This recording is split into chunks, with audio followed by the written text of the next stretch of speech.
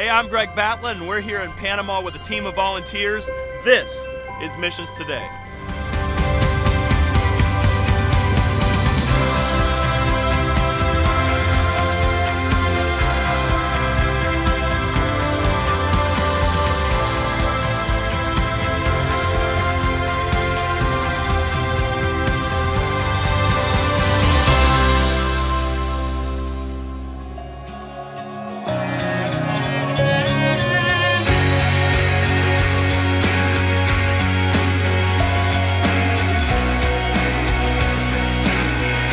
Panama is the southernmost country in Central America and is home to an abundance of tropical plants and animals, some of which are found nowhere else in the world.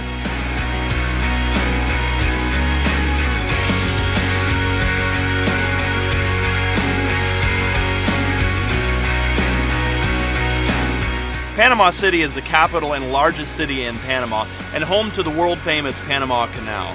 And even though Panama has the second largest economy in all of Central America, 25% of its population lives in poverty.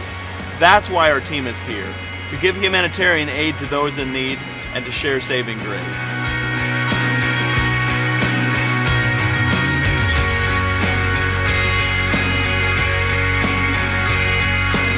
Excited to see the people and help them out and, make a difference in their life spiritually as well as, medically and whatever else that they need. I'm excited. I was tired. I have basically slept on the plane the whole time. I'm a school teacher, and yesterday I had a big observation, so I had gotten up yesterday morning at 4:30. Last night I went to bed at 10, set my clock for midnight, got up at 12:30. Finished preparing and then left. Was planning to leave at 4 a.m. this morning, but it was 5 a.m. So I got a lot of rest on the plane, so I'm feeling good now. From Panama City, we're actually going to head down to Metati, Panama, and we'll be doing eye clinics, we'll be doing evangelistic series, and children's programs. So our team just arrived here in Panama City, and now we're going to head over to Metati, which is the small town 4 hours away from here at the end of the Inter-American Highway, where we're going to be doing our mission.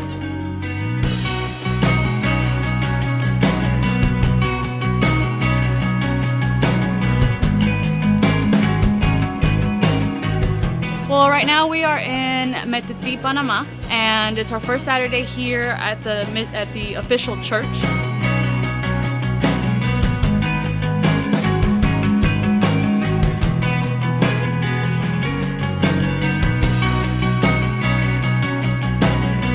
We started off with a couple songs, and then after that we started the story with Felt, and it was the story of Noah.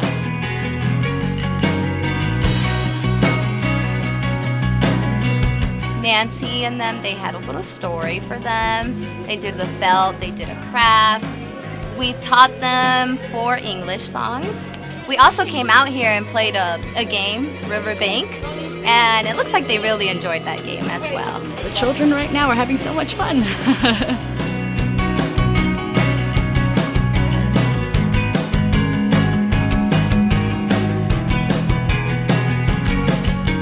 Well, I was at over here with the children, and I was looking throughout the window, and I saw 3 children out there. There was actually one that was just in a little underwear, one without a shirt.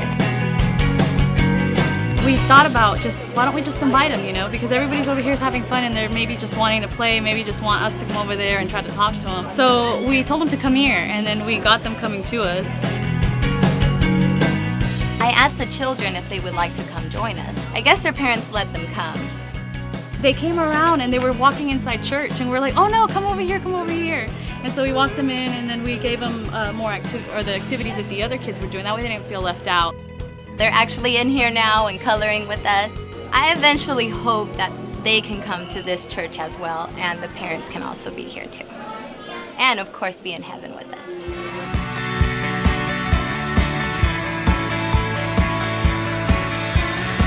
In the eye clinic, what you do is you get the eyeglasses and you put them in the suitcase and you bring them to the site. And I think the hardest part is actually organizing the eyeglasses. That takes the longest, and it's time consuming, and it gets you tired really quickly.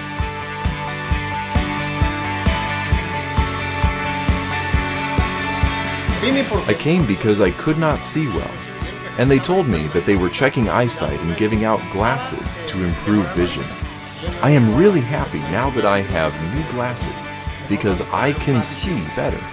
I knew what to do. It was just exciting that I put a pair of glasses and we're like, oh, I can see perfect. That made me feel excited, happy, and also happy that I didn't have to depend on someone to help someone else.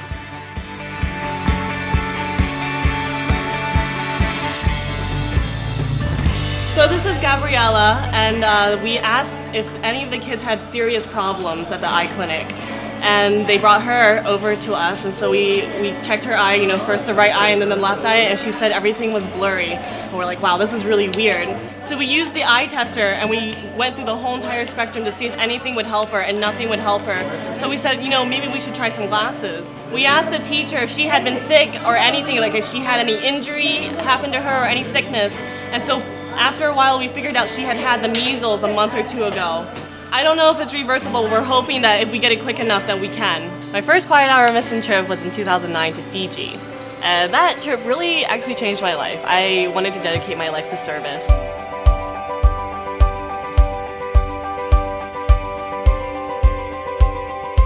So we're out here in the community right now with Evelyn. Evelyn, tell me, what are we doing out here right now? We are going out to people's homes, and we are giving them literature and inviting them to the program for this evening, and also informing them that it's for the rest of the week, and then it's the last day, Saturday, at the main location. So what do you do when you go to a visitation? You walk into their house, and how does this whole thing transpire? So, we actually have two girls with us, community girls that know who lives where, and they know their names and everything. We just introduce ourselves, invite them. We have a little pamphlet magazine thing that we give to them, and we ask them if we can pray with them. And then after that, we, remind them that it's tonight. Have you heard about our meetings? Have you been to any of them? Well, we're going to invite you so you can join us. We'll be there all week and would love for you to bring your children as well. Okay, so one of the locations is just right here nearby where they can walk to the site? Portuchada. All right. It's at a local school. How have the invitations been going? As you've talked to the locals, how have they been responding? Well, they are accepting the literature, and we asked to pray with them, and they are accepting the prayer, and they are actually asking for certain things to be included in that prayer. Seems like a lot of people have problems with health. We are here to invite you and to have prayer with you.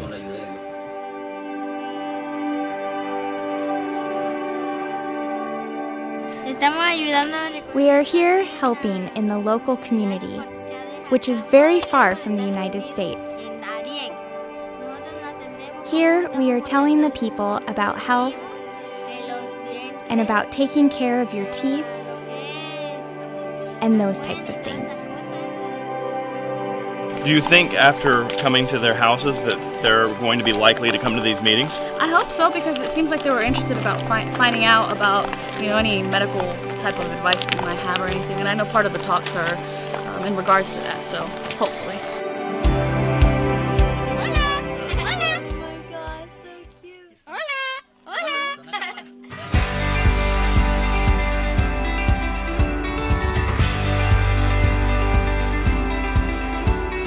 I am working with the children's program. They are excited to see me when they get here, and I'm excited to see them. We do a craft, and then we play games, and we sing songs, and we have a great time, all learning about Jesus.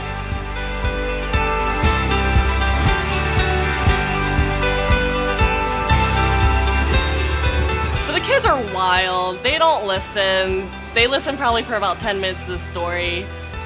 Even coloring, they're mellow for about 5 seconds, and then they're yelling for a different color that they don't have.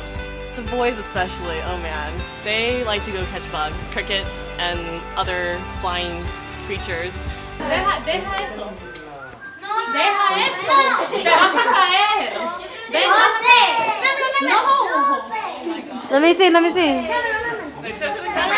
Enséñale a la cámara entonces, a la cámara.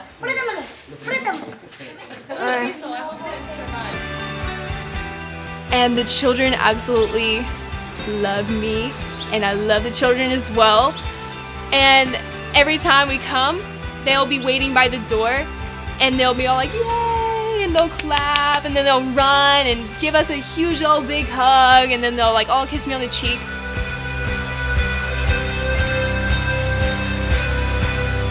I think it's all about my relationship with the children and my love for them. The stories that I teach them are about Jesus' love.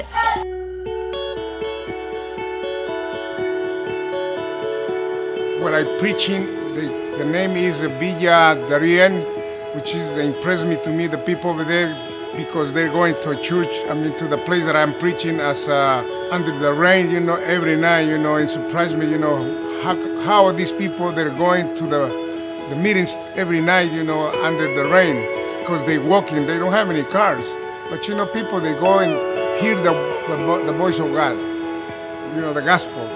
So, I like these people, and every night I tell the people, you are my family. I signed up to preach at one of the sites, and as the program advanced, we didn't have enough sites for everyone who wanted to preach, so I ended up sharing my site with Soledad, who came with me from New Orleans. Buenos días. Buenos días. Mejor. Que Dios los bendiga. Amén. Y yo amo mucho a mi familia de aquí, Alto Playona. Los amo en el amor de Cristo Jesús. Amén. Aunque no los conocía, pero mi corazón está con ustedes. Amén.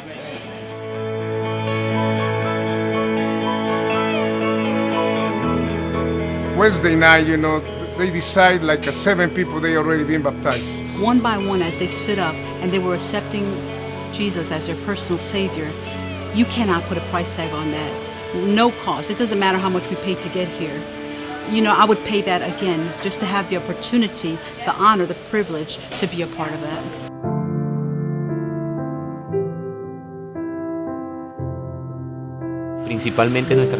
Mainly, we've been working as Bible workers to support the ministry of Quiet Hour Ministries, the team of missionaries from the United States. This week, we've been supporting the meetings taking place at the various sites here in the Darien province. This group of missionaries from Quiet Hour have impacted us in a wonderful way. Through their work ethic and taking time to bond with us as a community, it has been beneficial in every way.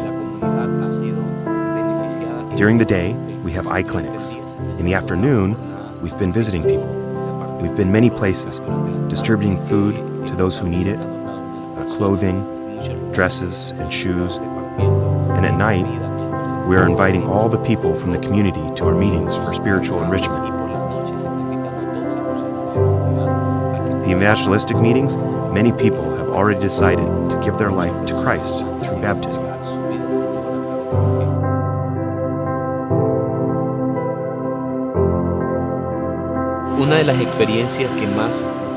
One of the experiences that has impacted us the most is that in the last 2 or 3 nights this week, it's been raining a lot. But even with that, the attendance from the people in the community has been growing every night. We thought the attendance would diminish with the rain, but last night especially, we saw mothers with kids hanging off their arms coming because they wanted to hear the Word of God. I thank God for putting the desire in the hearts of these people, and I'm convinced that the seed of the gospel has been planted in the hearts of each and every person here. Their lives and our lives will never be the same.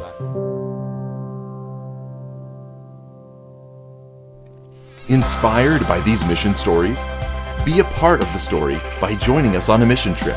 Find out more and sign up now at qhministries.org or call us at 800-900-9021.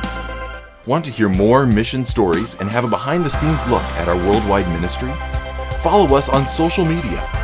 We're at QH Ministries on Facebook, Twitter, and Instagram.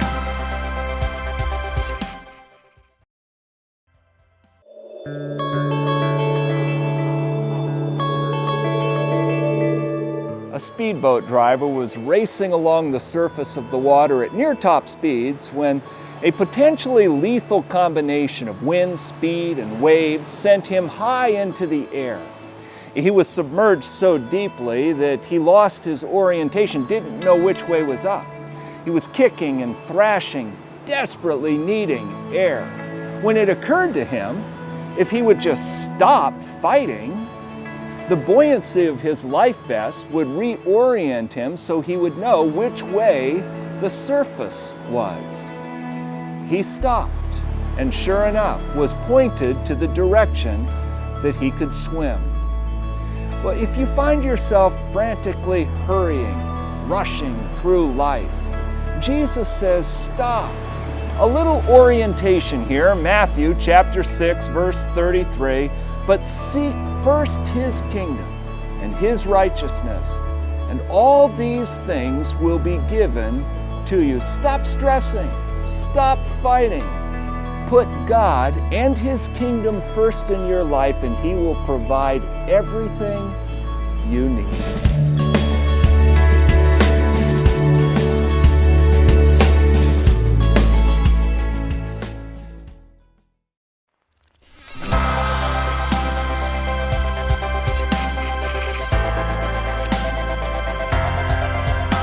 We just went to the Panama Canal and it was really awesome because it's something that you always hear about in like the textbooks and your history class, but then to actually see it was really awesome. Was there for hundreds and hundreds of years, and the Indians knew where it was, and they showed it to Balboa in 1513.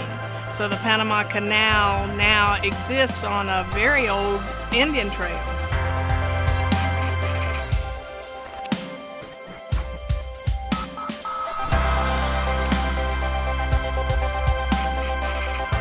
I was at the Panama Canal earlier today and I thought it was pretty amazing. It's really, really big. It's bigger than I was expecting, but it's interesting to find out how everything works. The museum was very informative. We learned a lot. We're here in San Antonio, Panama, where we had a Quiet Hour team here just a few months ago constructing this church. This is a project that's still underway, and our church community here will be meeting there very soon. In the meantime, this family has opened up their home, and the church is meeting there.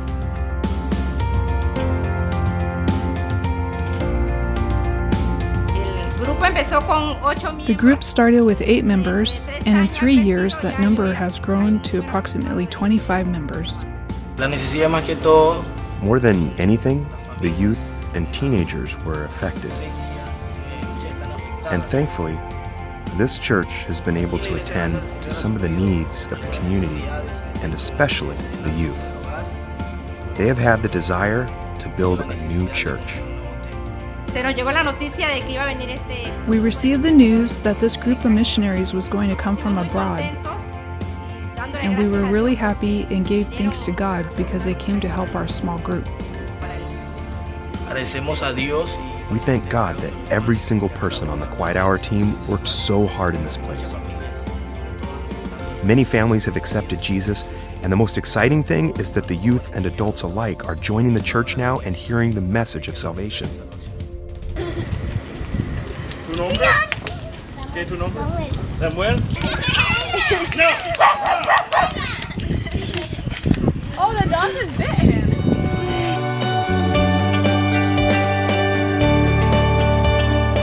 We are on our way to some awesome location with some indigenous Indians. Alto Playona. I'm ready.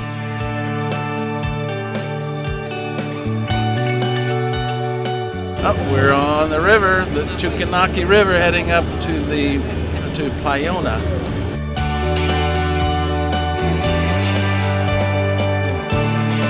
Before we came over here, they said you probably really want to protect yourself because over there they have little bugs that might creep all over you. It's beyond mosquito bites. So what they told us to do, and the recommendation that we took was to actually use tight jeans, use long socks. So we actually sprayed bug spray all over, and then we actually are tucking our jeans into our socks, and that way we were trying to protect ourselves a little bit more than normally we would. So hey, at this point, I'm willing to take any recommendation they're giving us because I'm just looking to get a great experience, but actually to not be worrying about itching the rest of the trip.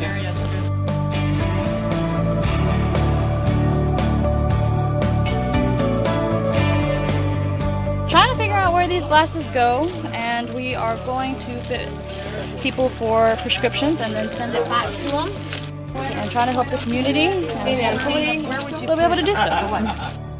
As you can tell, I'm working really hard. I got my backpack on my back. I got my camera here, making sure that the camera crew's taking care of business, and if they don't, I'm taking pictures for them. But you know, we are here in the middle of this beautiful place where it's super humid, super hot, but we're doing all this for the honor and glory of God.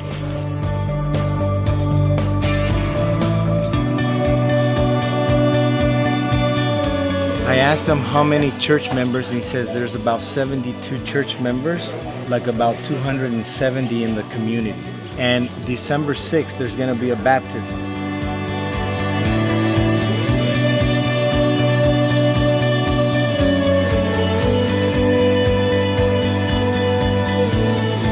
It was really cool. Like, their dialect is very different, and the singing was beautiful. They had beautiful songs.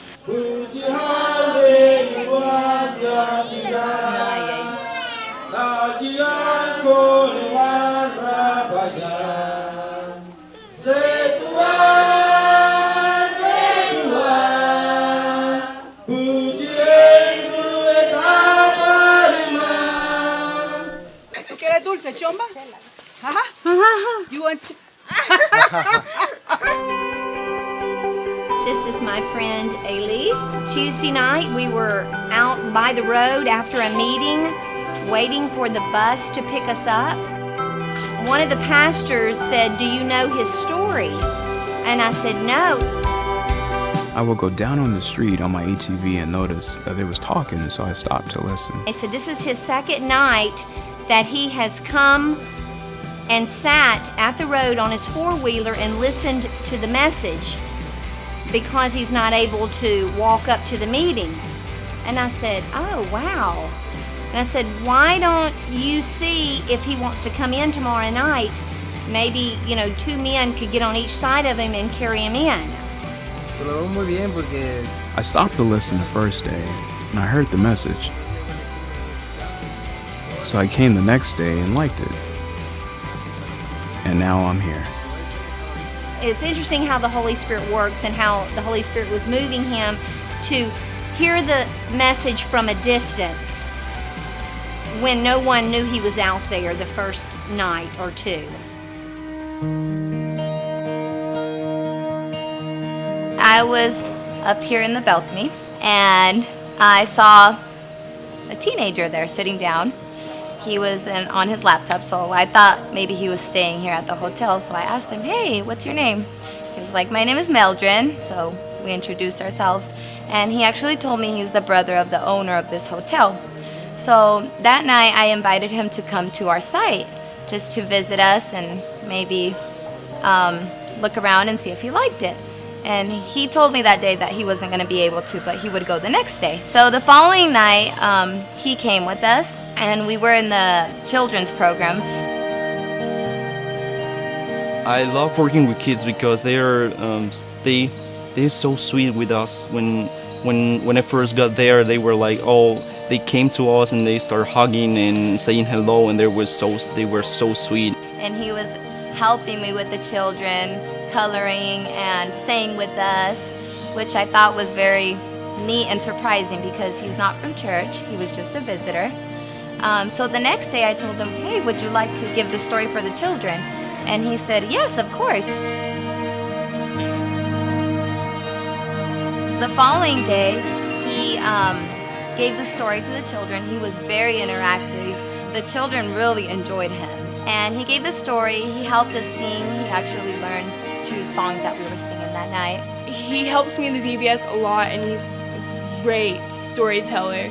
He's just a great, great person overall. It was exciting for me that a person that is not from church and just someone that we had barely met actually said yes and wanted to help us with the kids. And after that, he went 2 more nights with us and kept helping us.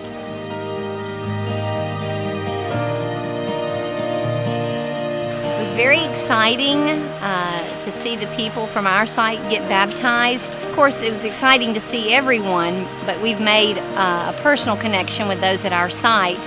And one of my students and her grandmother was baptized, and that was just really special.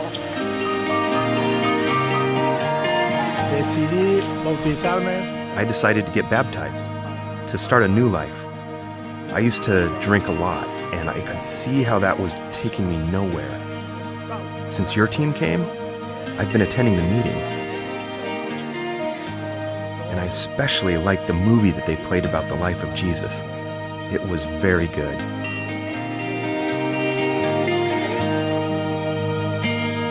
Watching people from my site, especially the little kids getting baptized, was really special because they were in our VBS program, so it feels like we could have impacted them.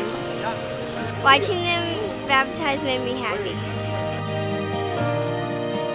I wanted to get closer to Christ and to be a good example to others who are growing in Him. I really liked the program, the sermon, the songs, praising God, reading the Bible, and learning about the Sabbath.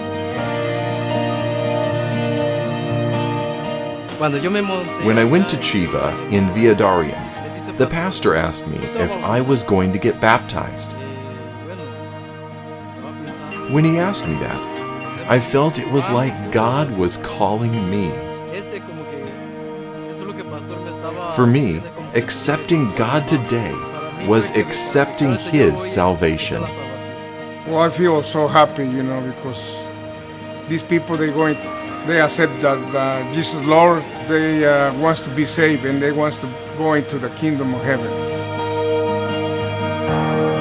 I've seen how people live over here, and I realize how blessed I am and how much I have.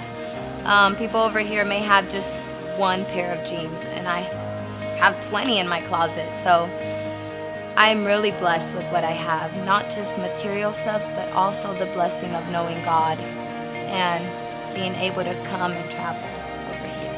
I have to say that I'd do it again, because you walk away with so much. Sometimes we think that we're going to go and we're going to be such a blessing to wherever we're going without really realizing how much of a blessing we're actually going to go back home to. This trip has had so many incredible moments. One of my favorites was that first Sabbath when we found those 3 kids out playing in the street, and then 2 of our team members went out and invited them in to join us for our program.